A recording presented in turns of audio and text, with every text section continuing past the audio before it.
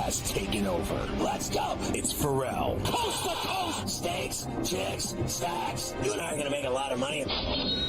It's Ferrall. Coast to coast.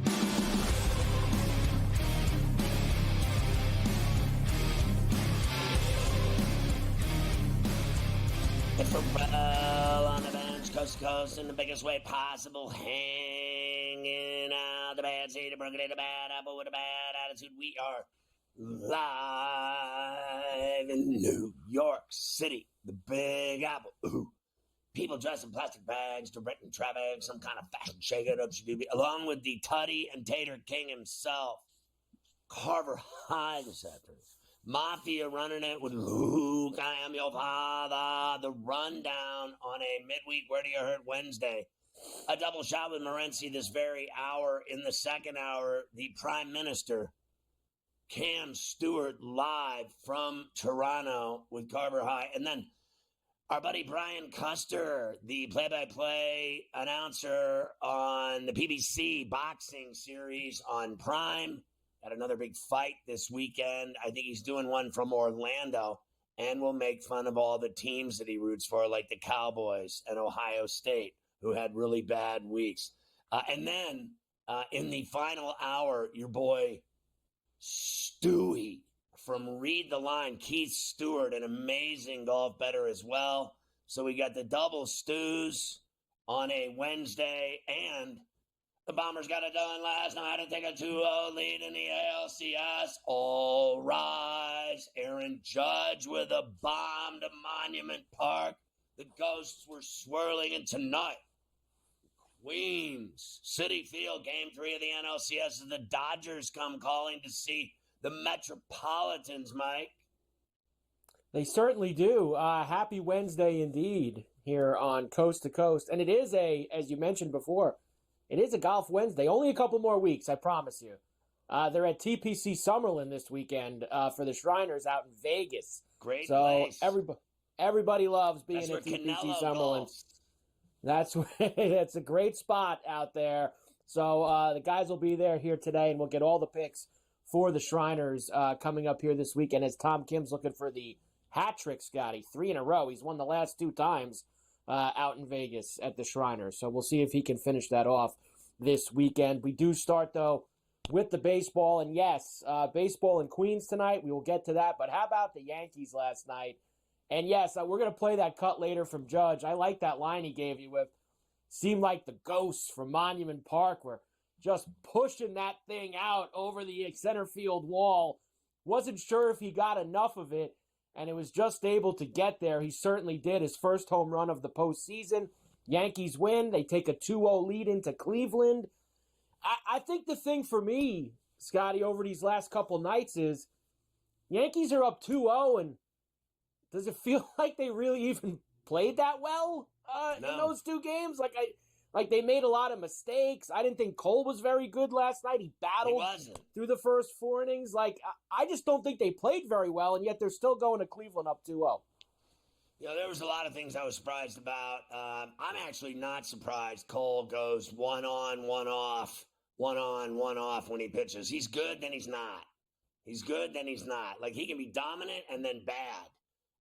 He went 4 1/3. He walked 4. Gave up 6 hits, but he only gave up a couple runs. And in his postseason starts, he's given up a run and he gave up 2 runs. I'll take that every time, even if it's 4 1/3. Bybee, on the other hand, I was very surprised how quickly, Mike, that he got the hook, but they were in trouble. And I thought Vogt had to make hard decisions, and he did. The one thing about the Guardians, obviously, that's killing them is they're leaving so many ducks on the pond. They just aren't hitting with runners in scoring position. I thought the biggest play of the game, in my view, was Rocchio's strikeout looking from Cole when he was almost done for the night, that he got their hottest hitter. Let's face facts. Kwan and Rocchio are their, only guys hitting. And that's just all there is to it. That is all there is to it. Yankee bullpen was excellent again last night, and Vogt did have to use He used pretty much everyone except Clase, right? I mean, he threw everybody out there. He hasn't gotten to use Clase yet. He put Smith in very early in that game, which I thought was a great move, and it worked for him because he held the fort where it was. That's usually a guy that he uses towards the back end of the game. But heading into Cleveland here, we said it yesterday, 4 out of 5 games for the Guardians to win. I don't see it. Could they get back to Yankee Stadium down 3-2? Possible. I could see Cleveland winning 2 of the 3 games out there. But getting the whole 4 out of 5, I don't think that that's going to be attainable. And if you're right about Cole with the good and the bad, if they ever did come back to the Bronx, Cole would be sitting there rested for a game number 6 and maybe on his good cycle, as you say, after a bad one last night. Right. If you consider his outing bad, I mean, like I said, he wasn't sharp. He was not on, but he gave up 2 runs, and he did not cost them that game. He fought. No. He got the big strikeout when he needed it. And if he pitches, look, in a money game, I'm still very interested in handing the ball to him. In a money game, if it's a game 6, so be it. It is what it is.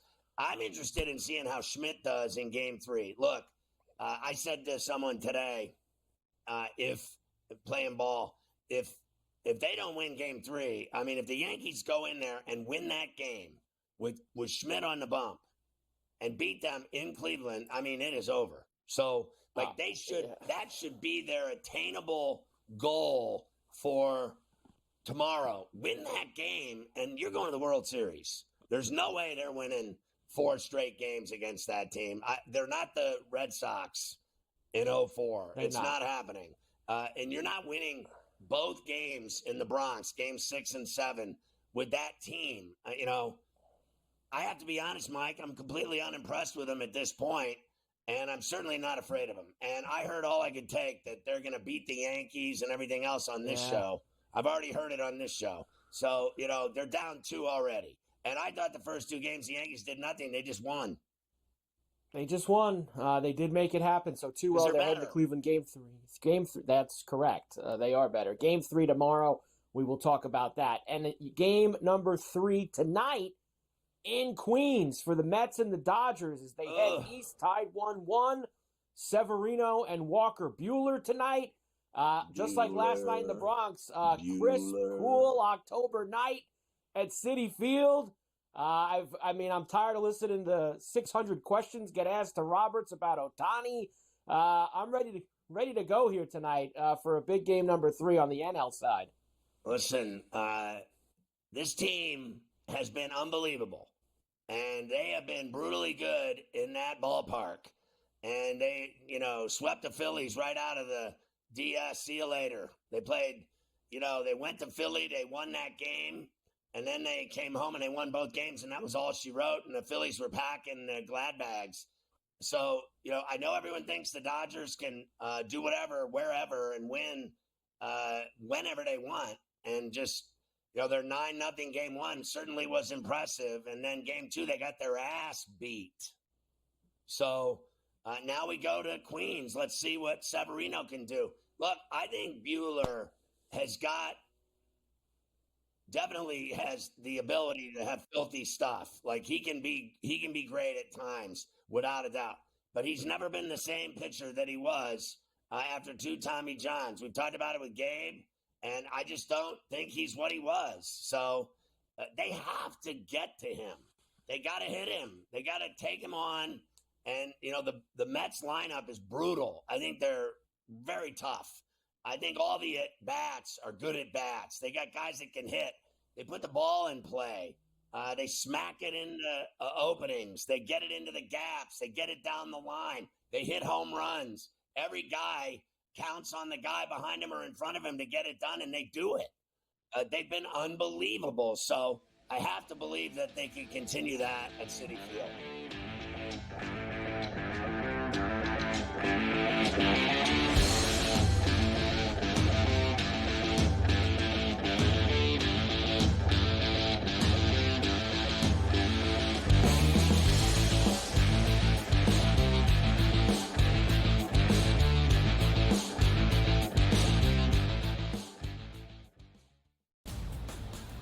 He already has more than 1,000 yards. The last 3 running backs to win the Heisman, Derrick Henry, Mark Ingram, Reggie Bush, did not have more than 650 in their opening 5 games of the year.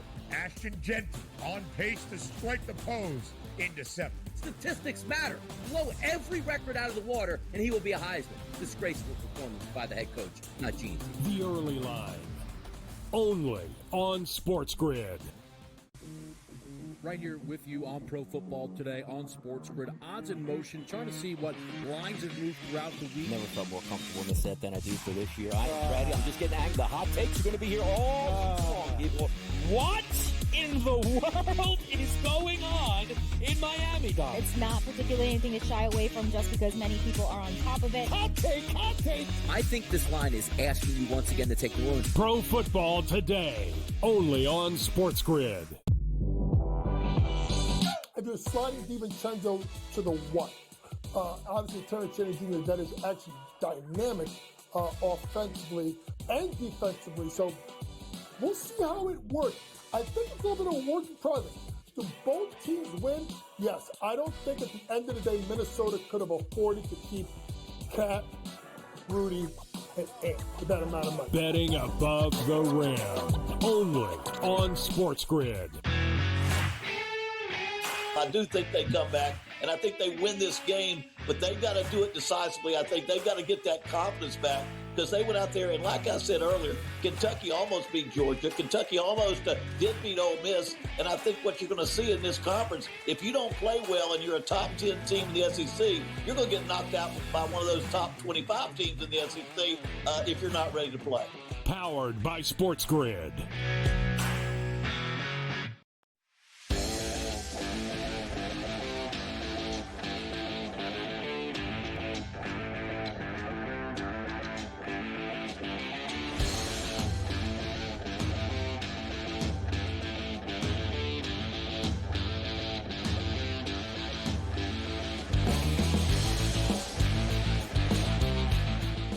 Sports Rage weeknights at 10 East, 7 West, along all of our outlets, TV stations, streaming networks, radio stations, satellite radio, Sirius XM Channel 159. You catch Gabe Morency on Coast to Coast every day. Thank God for that. A double shot live from Vancouver. And tonight, your Dodgers start up 3 games in Queens. And it is, just so you know, it's chilly here. It's perfect. It's clear. It'll be cool. Not freezing, but cool. Very cool for the games. The weather's not going to change. You're not seeing, I believe, in those 3 games here, any rain. It's supposed to be pristine for like the next 8-10 days around here. We haven't seen rain in a month in New York. It's been unbelievable. It's been like Indian summer. So weather's not an issue in either that series or the Yankees, even though they've gone to Cleveland now. I don't know what the weather's like there, but here it's been perfect. So tonight you're going to have Buehler and Severino. Yeah, Buehler and Severino. I would expect some runs to be scored tonight in tonight's baseball game. All the talk about Walker Buehler and his struggles, we've talked about it a lot. I thought he was actually pretty good against San Diego. His stuff was pretty good. He had a lot of bad luck early in the baseball game. He's been hit or miss. Like, Buehler's gotten better over the last month or so. And you look at Severino. Severino's given up three or more earned runs in 5 straight starts. So, and you look, Mookie Betts hits him pretty hard. Ohtani's only faced him 6 times, but is 3 for 6. Conversely, for the prop players tonight, Alonso absolutely murders Walker Buehler. Just for the record, he's got he kills it. I think he's got 4 home runs in his career against Buehler. Big game, Scott. Big 3 games here. I think, it looks like this series is going to go 6 or 7. I'd be really surprised. I'm sure you would be too if anybody won 3 straight games here at Citi Field. It's a madhouse. It's going to be a circus. You got Grimace. You got Doc Good and Darryl Strawberry. And it's going to be a big party there. But once the game gets going, home field in baseball doesn't really mean very much. Really looking forward to this game tonight, Scott. I'm not going to say it's the be-all, end-all game, because it isn't, right? If the series is tied at 1, there's a lot of racetrack left, man. This race has just gotten started, but if you're the Dodgers and you can win with Walker Buehler, it'd be big. And if you're the Mets, you really want to get this game going because you got Yamamoto and Flaherty coming back at you after this, Scott. And I'll just throw this out there looking ahead. The Dodgers won't have any pitchers left. Like, if this series goes 7, Walker Buehler will be starting Game 7. So, them, Game 2 really was so big, man. If the Dodgers could have gotten, the up 2, they'd have a little bit more to work with right now. But you could argue the Mets have a slight advantage in the series right now, Scott, due to the home field, the 3 games in a row at City, and the pitching situation for the Dodgers. If the series goes 6 and 7 games, it would have to be a bullpen game, Scott, in Game 6, and it would be Walker Buehler in Game 7. So I'm just stating, I think it is a big game, to sort of get the leg up, especially if you're the Dodgers, bro. If you can get up 2-1 and you're sending Yamamoto to the hill, who I have a lot of confidence in, you're going to be feeling pretty good about yourself. So can't wait for this game, Scott. It's another one of these days where 8 o'clock Eastern can't get here soon enough, 5 o'clock Pacific, and I'm like, damn, it's still early. Clock is ticking slow today. Let me ask you, so you know what the Mets have done since the beginning of June. They have had the best record in baseball since the beginning of June. The Dodgers beat the Padres in a great series in 5 games. The Mets beat a Phillies team that everyone thought the Dodgers were going to be playing for the pennant. Are you willing to admit now that the Mets are dangerous and they worry you? That they're as good or better than the Dodgers? And better than anyone in baseball. They have been. I think right now, yeah, obviously they are. They don't quit, right? Lindor's amazing. They don't quit. They've got a ton of resiliency, this baseball team. And I've been on record. Listen, if the Yankees are playing well right now, well, they're not playing great, but they're winning baseball games. But whoever they play will be a lot tougher for them in the World Series. Like whether it would have been San Diego, whether it would have been if it's the Dodgers or if it's the Mets. So, yeah, I'm not dismissing the Mets at all. Cleveland just don't have enough talent. You need players, right? You can get away with small ball and pitching for a while. Eventually it's going to catch up to you. And yesterday we talked about it, Scott, and I said the Guardians don't have any room for error when they play the Yankees. And what do? They literally they drop a pop fly in the infield in the first inning to sort of set the tone of that baseball game. But, yeah, obviously the Mets are dangerous as hell. And if they get to the World Series, I think they can beat the Yankees. I think the Yankees and Mets would just be a total toss-up. Super fun. I think the Browns, when you think of the football team, they don't have a quarterback that's doing anything, and that's kind of what Cleveland, their best player is Class A, and I think J-Ram, but Class A, they can't even get him in the game. They haven't been able to get him on the mound. They want to get to him to win games, early starts, to finish games. They are lacking. You'd say they don't have talent. They don't have that quarterback. They don't, just like the Browns. They got a terrible they have quarterback. big play. They don't really have a lot of big play capability. Right. You know what I mean? Sort of like a football team, right? If they fall behind, they're screwed. They need to get the lead, then suffocate you. I mean, Game 3 is obviously massive there. We've noticed, though, guys, and I don't know the number, the legitimate number right now, but how many comebacks have there been in the playoffs? Not many. Like, if you look at the Major League Baseball playoffs, I mean, the Mets and Phillies series is pretty wild earlier in the series. But you look at the theme, Scott, like San Diego and L.A. and the Mets in L.A. so far, whoever puts up that number first wins after. Like, first runs are critical, man. Like, they really are. You wouldn't figure in today's day and age, whatever, we're only down 3-0 or whatever after 2, don't worry about it. It sets the tone, bro. Whoever whoever busts out early seems to win these games. Do you think that Cleveland will win that third game, or do you think the Yankees go in there and go up 3? Yeah, I think Cleveland will dig down deep, find a way. Their series and the season is on the line here. No. Cleveland are obviously screwed. No, they won't. They're done. They will not do that. I think they got a win in them, Scott. They got a win in them. I am not having any wins from Cleveland. All right, we got another shot with Morency coming up.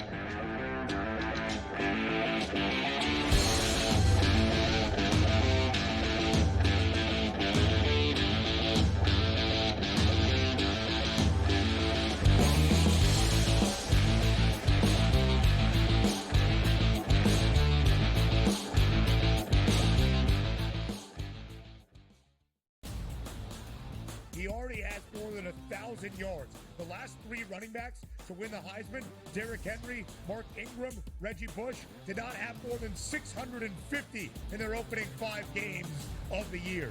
Ashton Genty on pace to strike the pose in December. Statistics matter. Blow every record out of the water, and he will be a Heisman. Disgraceful performance by the head coach, not Gene. The Early Line, only on SportsGrid. Right here with you on Pro Football Today on SportsGrid. Odds in motion, trying to see what lines have moved throughout the week. Never felt more comfortable in the set than I do for this year. Brady, I'm just getting angry. The hot takes are going to be here all long. People, what in the world is going on in Miami, dog? It's not particularly anything to shy away from just because many people are on top of it. Hot take, hot take. I think this line is asking you once again to take New Orleans. Pro Football Today, only on SportsGrid. If you're sliding DiVincenzo to the one, obviously Terrence Cheney Jr., that is actually dynamic offensively and defensively. So we'll see how it works. I think it's a little bit of a work in progress. Do both teams win? Yes. I don't think at the end of the day Minnesota could have afforded to keep Cat, Rudy, and Ant with that amount of money. Betting above the rim, only on SportsGrid. I do think they come back, and I think they win this game, but they've got to do it decisively. I think they've got to get that confidence back because they went out there, and like I said earlier, Kentucky almost beat Georgia. Kentucky almost did beat Ole Miss, and I think what you're going to see in this conference, if you don't play well and you're a top 10 team in the SEC, you're going to get knocked out by one of those top 25 teams in the SEC if you're not ready to play. Powered by SportsGrid.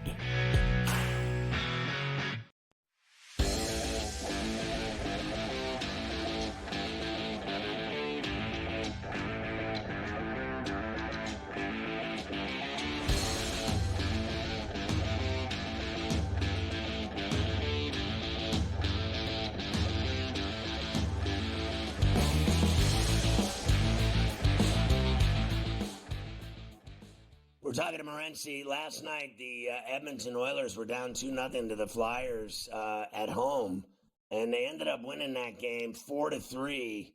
They didn't cover on the puck line. I'm with you. I thought that they would come out last night because they had been 0-3 and looked terrible. Couple interesting things there. The story of what's wrong with them, and then the kid that you're talking about, the Russian from the Flyers, that not only Michkov, that he's a stud, but that you were talking about how in Russia, in the K, because of the war in Ukraine and because everyone has banned them from being in international competitions and everything else, that they're saying, okay, we can play that game too. How about you're not having any of our players play anywhere in the NHL or otherwise? What is going on there? Yeah, Russia used to be, obviously we grew up in an era where Russians couldn't play in the National Hockey League, right? For people that are younger, don't realize, there were no Russians in the league, and it didn't start to happen until the 80s, and then, the flow into the 90s. But, yeah, because of the geopolitical stuff going on, Russia cut off from the international sports world. They became the KHL, which is their professional league. They used to be more open to playing the KHL for a year and go. Like, they didn't mind because it made Russian hockey look good, all their players in the NHL. Now they're like, why are we providing talent for countries that hate us, in their opinion, right? And so they tightened up letting players go. So, yeah, this, long story short, this Michkov guy that the Flyers got, I bet him to win Rookie of the Year. He's not a lock to win. He was the favorite to win. But the thing with Michkov, he's sort of like a basketball player, Scott, that's coming over from Europe that already played in the Euro League. Like, is it a step up playing in the NHL? A bit, but he's not coming from the Guelph Storm, bro. He's not coming from the Minnesota Golden Gophers. Right. He's coming from the KHL. He plays for Russia. He's playing. The KHL has a lot of former NHL guys, a lot of good Russian players, obviously. So he's played in an elite hockey league as a kid already. And he's already proven he can play against men. So showing up in the NHL, he's going to have a little bit less of a learning curve. His learning curve, and he scored 2 goals last night, guys. So he scored his first 2 goals of the season last night against the Oilers, sort of his coming out party. For him, Scott, his biggest learning curve will be dealing with Tortorella, right?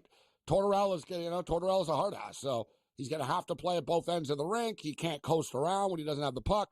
Otherwise, he won't get ice time. But so far, so good. Tortorella loves him. The Flyers love him. Like I said, he delivered last night. As far as the Oilers, I don't know, Scott's bizarro world. They did the same thing last year, and they got their coach fired.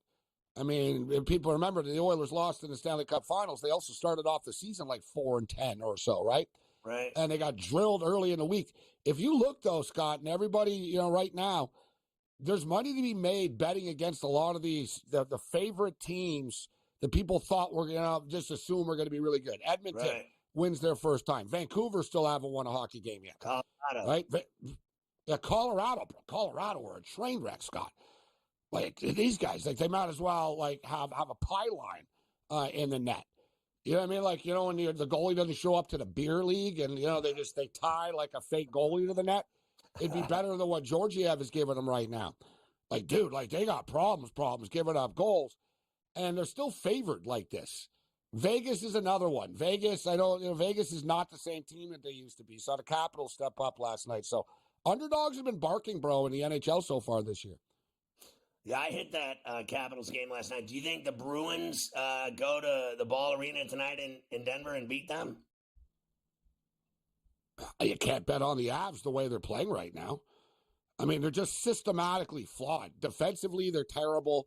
They have bad goaltending, and you're getting plus money with the Boston Bruins. It's a classic example of, all right, the Avalanche are being overpriced right now. We can't dispute it.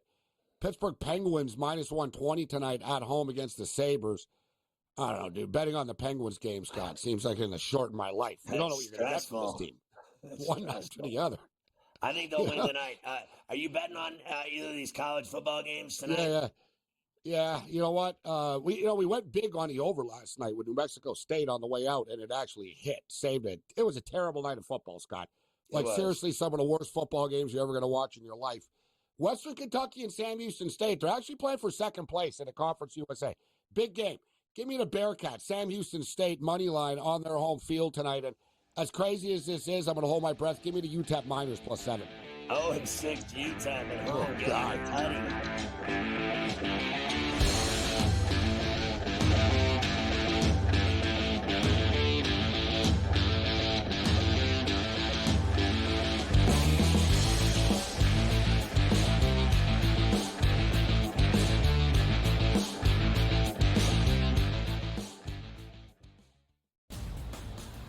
He already has more than 1,000 yards. The last 3 running backs to win the Heisman, Derrick Henry, Mark Ingram, Reggie Bush, did not have more than 650 in their opening 5 games of the year.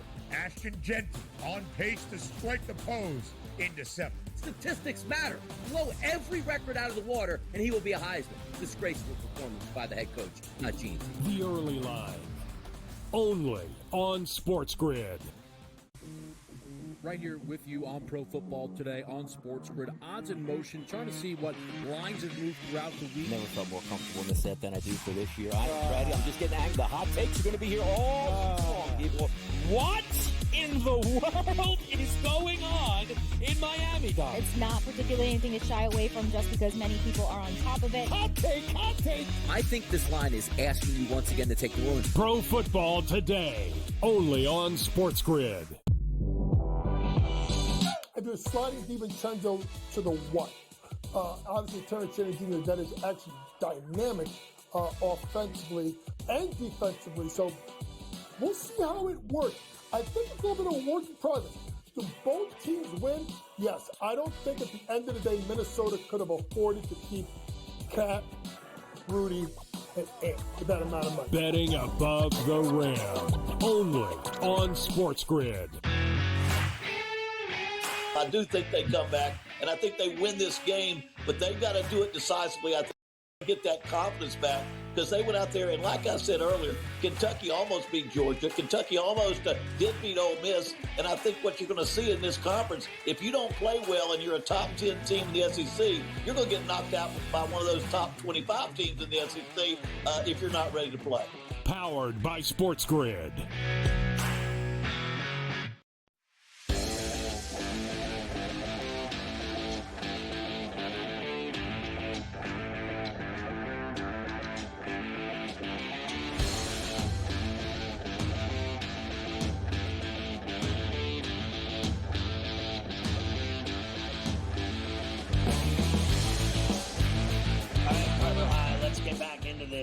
Game in the Bronx last night.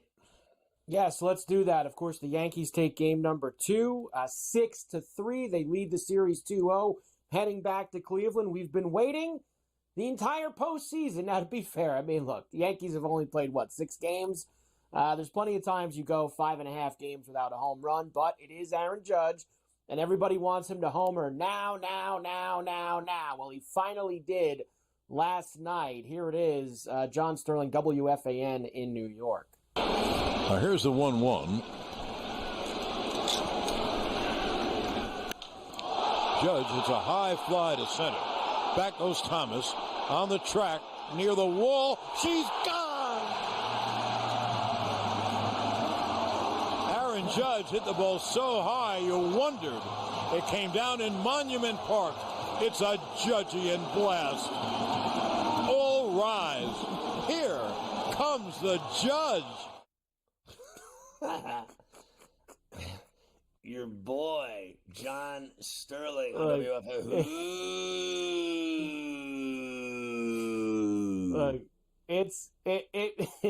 John obviously has his moments. I'm going to miss some of that stuff when he's gone. Here comes the Judge and all that stuff. That stuff's got its place.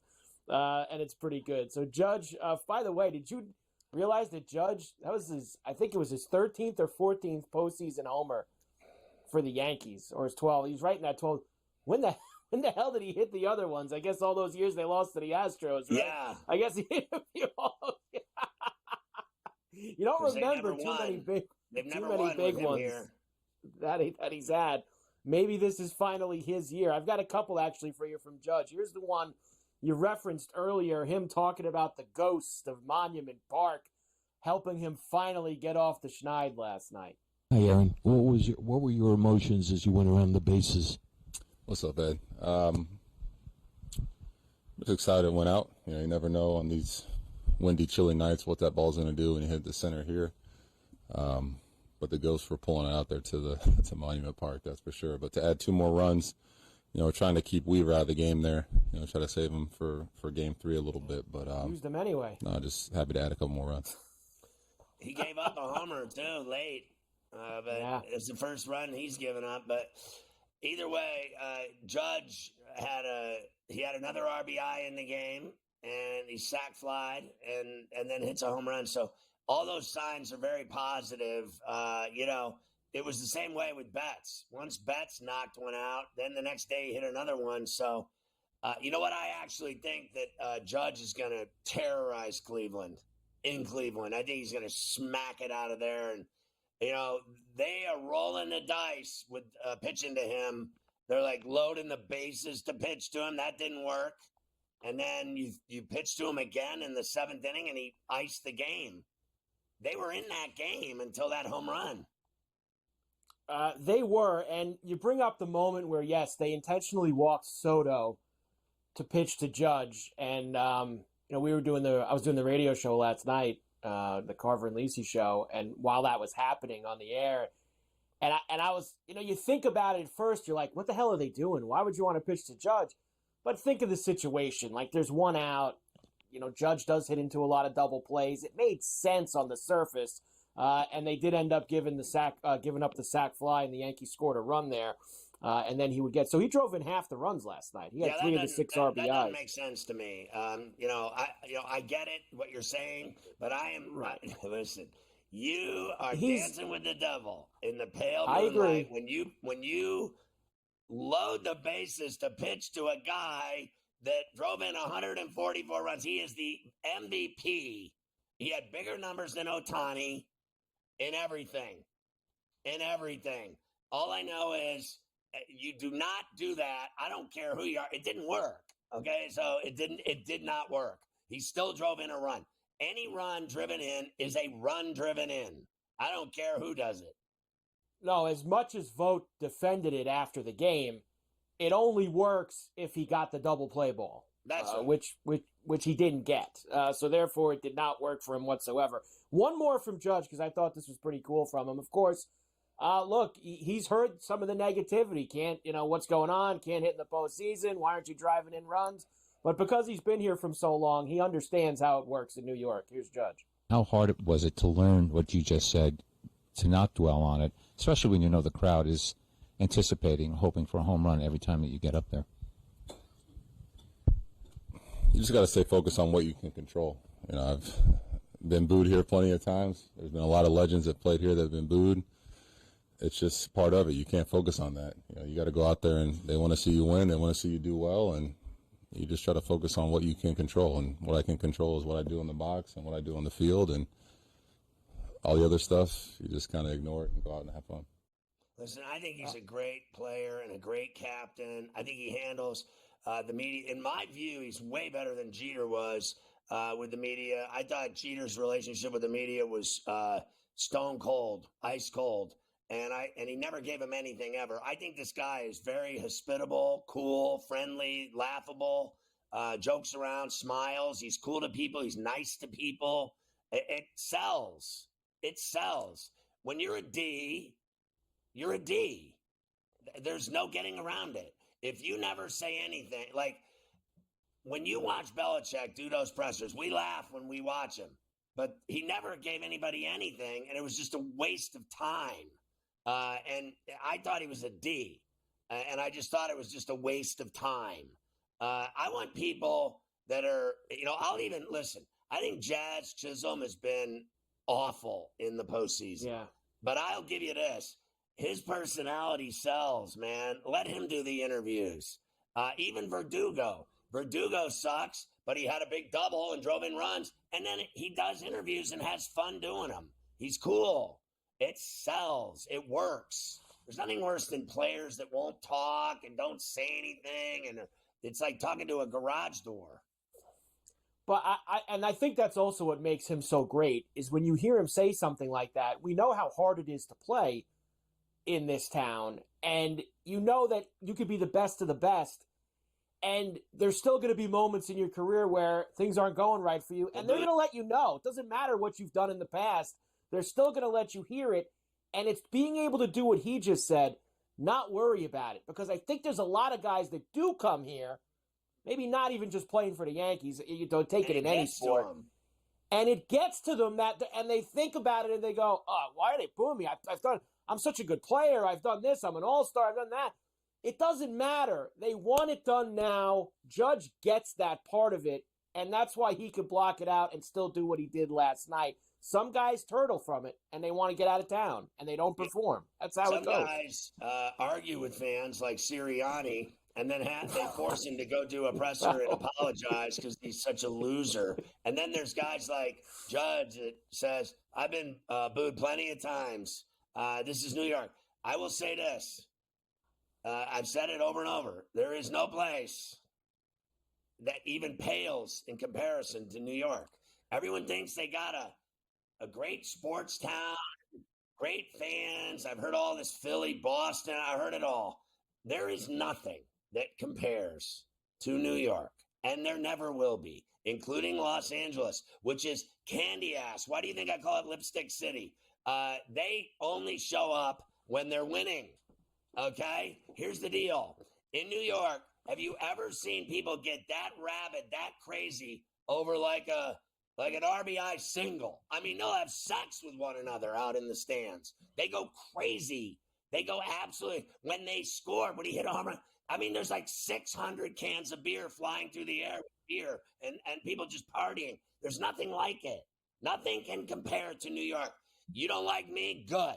You don't like New York? Good. You know why? You lose on both counts. You lose. And you lose. And there's nothing like winning here. There hasn't been a lot of it the last 15 years, but there's nothing like winning.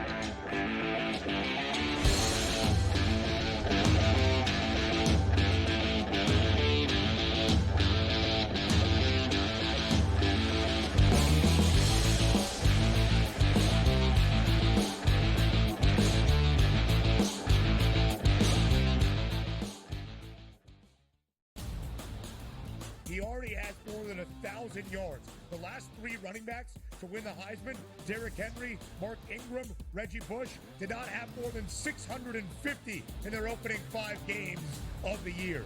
Ashton Genty on pace to strike the pose in December. Statistics matter. Blow every record out of the water, and he will be a Heisman. Disgraceful performance by the head coach, not Gene. The Early Line, only on SportsGrid. Right here with you on Pro Football Today on SportsGrid. Odds in motion, trying to see what lines have moved throughout the week. Never felt more comfortable in the set than I do for this year. I'm ready. I'm just getting angry. The hot takes are going to be here all long. What in the world is going on in Miami, Dog? It's not particularly anything to shy away from just because many people are on top of it. Hot take, hot take. I think this line is asking you once again to take New Orleans. Pro Football Today, only on SportsGrid. If you're sliding DiVincenzo to the what? Obviously, Terrence Jr., that is actually dynamic offensively and defensively. So we'll see how it works. I think it's a little bit of a work in progress. Do both teams win? Yes. I don't think at the end of the day, Minnesota could have afforded to keep Cat, Rudy, and Ant for that amount of money. Betting above the rim, only on SportsGrid. I do think they come back, and I think they win this game, but they've got to do it decisively. I think they've got to get that confidence back because they went out there, and like I said earlier, Kentucky almost beat Georgia. Kentucky almost did beat Ole Miss, and I think what you're going to see in this conference, if you don't play well and you're a top 10 team in the SEC, you're going to get knocked out by one of those top 25 teams in the SEC if you're not ready to play. Powered by SportsGrid.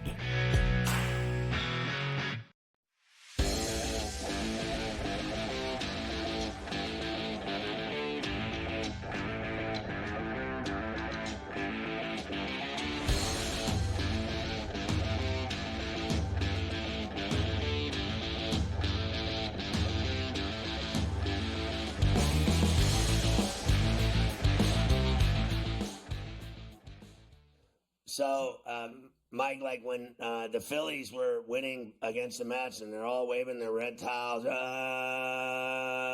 everybody, you know, same thing at Petco, the yellow towels, Dodgers are winning 9-0, blue towels, New York, guy hits a home run.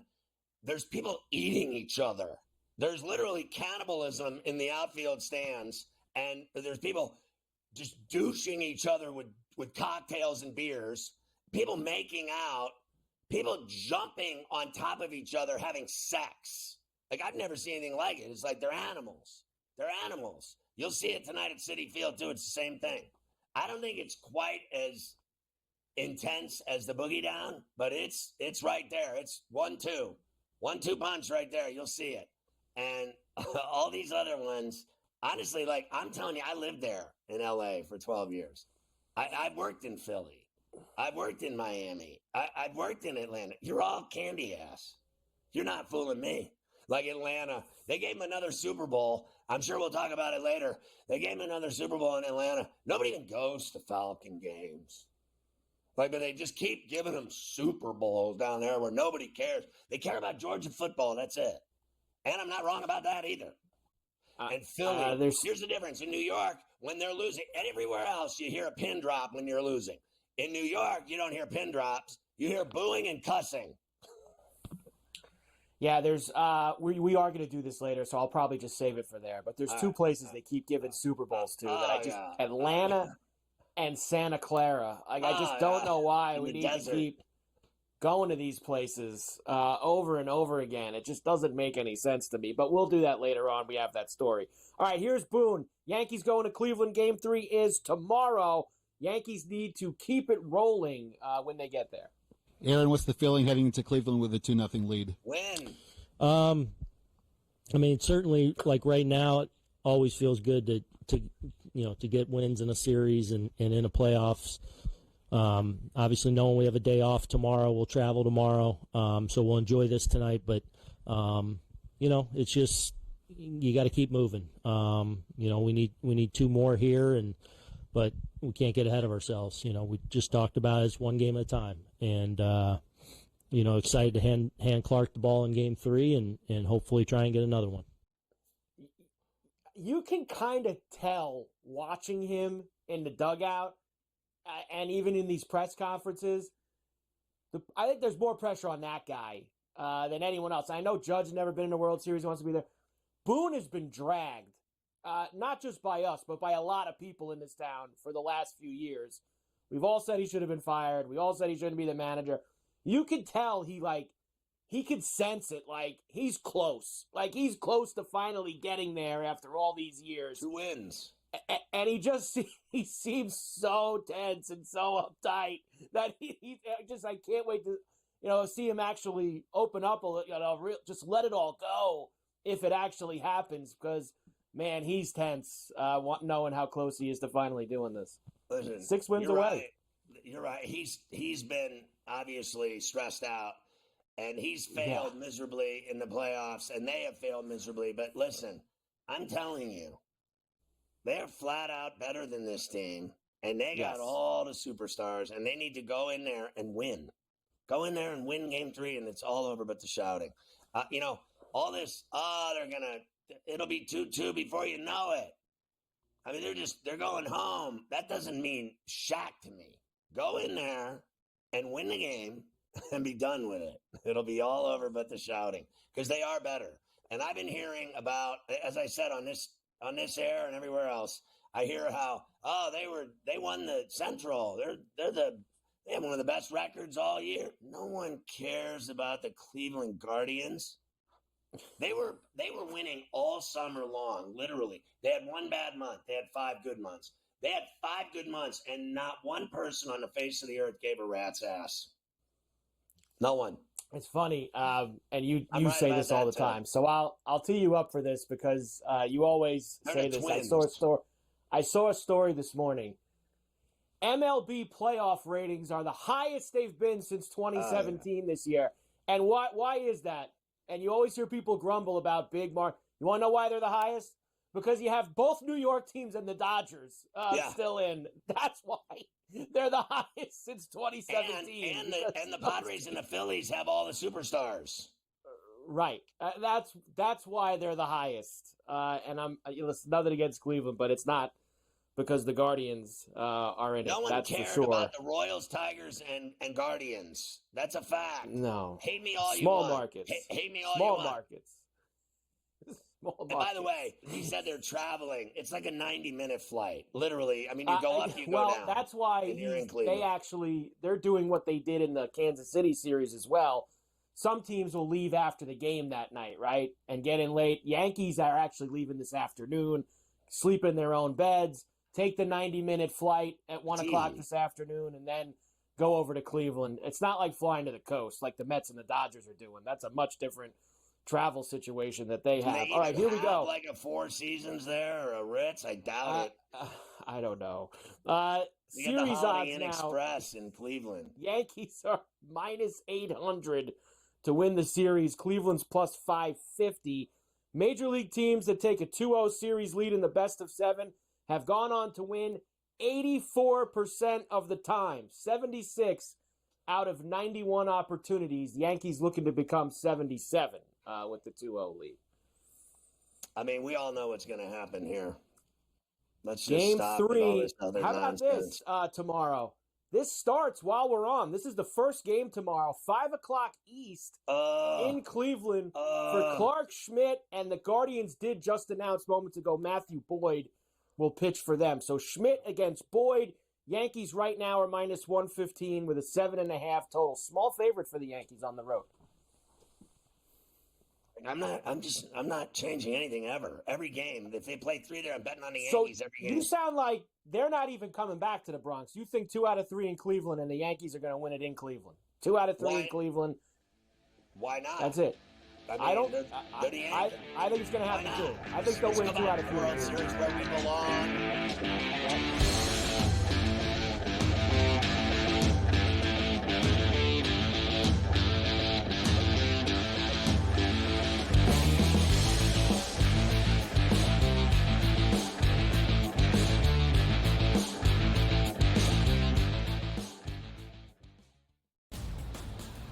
He already has more than 1,000 yards. The last three running backs to win the Heisman, Derrick Henry, Mark Ingram, Reggie Bush, did not have more than 650 in their opening 5 games of the year. Ashton Genty on pace to strike the pose in December. Statistics matter. Blow every record out of the water, and he will be a Heisman. Disgraceful performance by the head coach, not Gene. The early line, only on SportsGrid. Right here with you on Pro Football Today on SportsGrid. Odds in motion, trying to see what lines have moved throughout the week. Never felt more comfortable in this set than I do for this year. I'm just getting angry. The hot takes are going to be here all season long, people. What in the world is going on in Miami, Dom? It's not particularly anything to shy away from just because many people are on top of it. Hot take, hot take. I think this line is asking you once again to take New Orleans. Pro Football Today, only on SportsGrid. I do sliding DiVincenzo to the what? Obviously, Terrence Jr., that is actually dynamic offensively and defensively. So we'll see how it works. I think it's a little bit of a work in progress. Do both teams win? Yes. I don't think at the end of the day, Minnesota could have afforded to keep Cat, Rudy, and Ant for that amount of money. Betting above the rim, only on SportsGrid. I do think they come back, and I think they win this game, but they've got to do it decisively. I think they've got to get that confidence back because they went out there, and like I said earlier, Kentucky almost beat Georgia. Kentucky almost did beat Ole Miss, and I think what you're going to see in this conference, if you don't play well and you're a top 10 team in the SEC, you're going to get knocked out by one of those top 25 teams in the SEC if you're not ready to play. Powered by SportsGrid.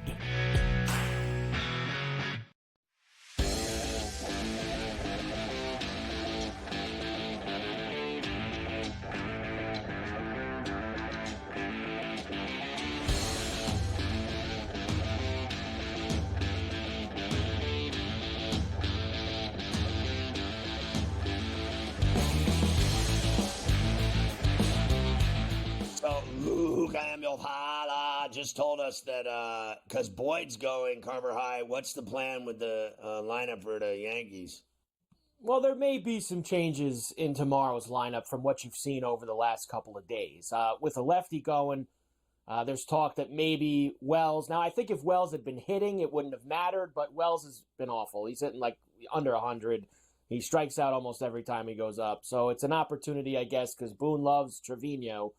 To get him a start with a lefty on the mound. Stanton, you'd probably want to move up to the 4 anyway because he's been hitting and there's a lefty going.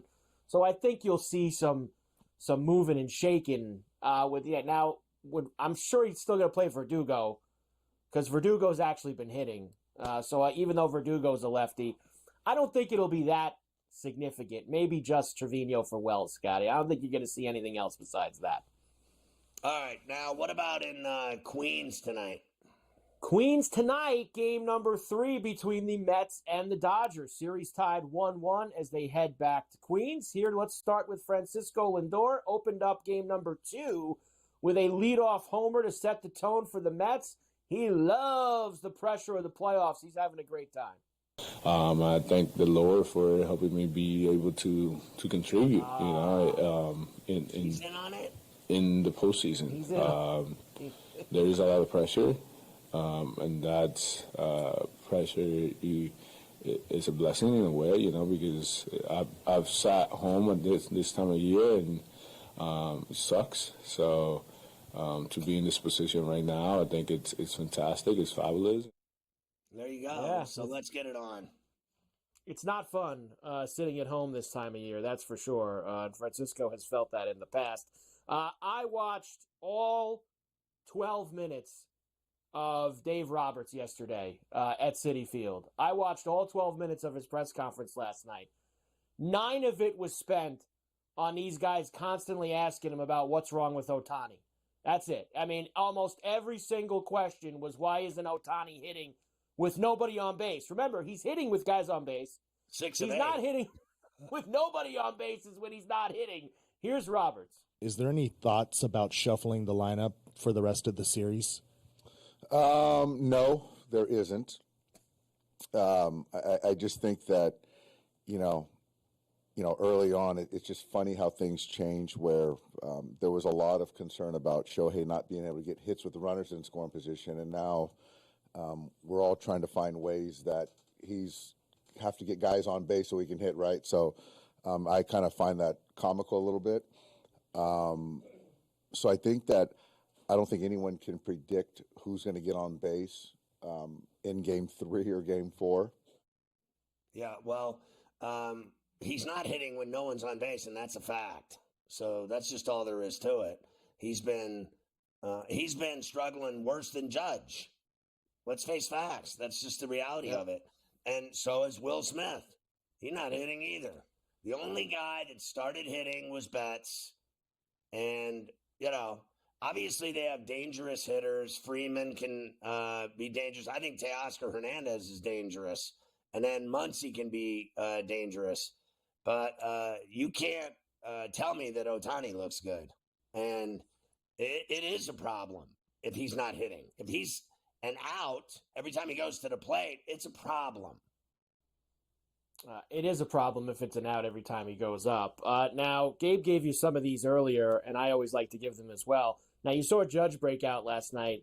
I wouldn't be surprised with Severino on the mound tonight if maybe you did see something from Ohtani, whether that space is empty or not. 3 for 6 with a home run off of him. Also, Betts, 11 for 34. Remember, Betts, a lot of that was when he was with the Red Sox, and Severino was with the Yankees. So Severino and Betts have seen each other quite a bit in the past. On the other side, he wasn't kidding about these Alonso numbers against Walker Buehler. 5 for 14, 4 of those 5 hits, home runs for Alonso off of Walker Buehler. So I think we have Alonso tonight on the card for the homers. Lindor is 1 for 2 with a homer off of him. How about the Wink Man, who I know is always a big price? 4 for 15 with 2 homers off of Walker Buehler in his career. Let's go. Jesse Winker. So he's hit him as well. So I think we have a few guys that maybe we can ring the bell with. When we come back, I'll give you all the numbers for tonight for the Mets and the Dodgers, and you can give us a little. Who do you think is going to win game number 3? No, I mean, listen. It's the same thing. You already know where I'm going. It's New York. Sounds like the Mets.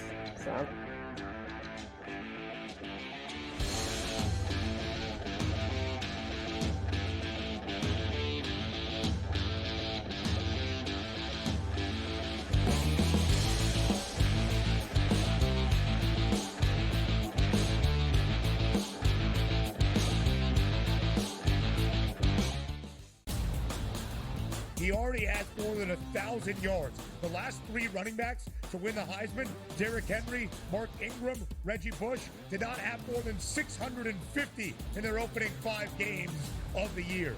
Ashton Genty on pace to strike the pose in December. Statistics matter. Blow every record out of the water, and he will be a Heisman. Disgraceful performance by the head coach, not Gene. The Early Line, only on SportsGrid. Right here with you on Pro Football Today on SportsGrid. Odds in motion, trying to see what lines have moved throughout the week. Never felt more comfortable in this set than I do for this year. I'm ready. I'm just getting angry. The hot takes are going to be here all long. What in the world is going on in Miami, Dom? It's not particularly anything to shy away from just because many people are on top of it. Hot take. I think this line is asking you once again to take the wound. Pro Football Today, only on SportsGrid. I do sliding DiVincenzo to the 1. Obviously, Terrence Jr., that is actually dynamic offensively and defensively. So we'll see how it works. I think it's a little bit of a work in progress. Do both teams win? Yes. I don't think at the end of the day, Minnesota could have afforded to keep Cat, Rudy, and Ant for that amount of money. Betting above the rim, only on SportsGrid. I do think they come back, and I think they win this game, but they've got to do it decisively. I think they've got to get that confidence back because they went out there, and like I said earlier, Kentucky almost beat Georgia. Kentucky almost did beat Ole Miss, and I think what you're going to see in this conference, if you don't play well and you're a top 10 team in the SEC, you're going to get knocked out by one of those top 25 teams in the SEC if you're not ready to play. Powered by SportsGrid.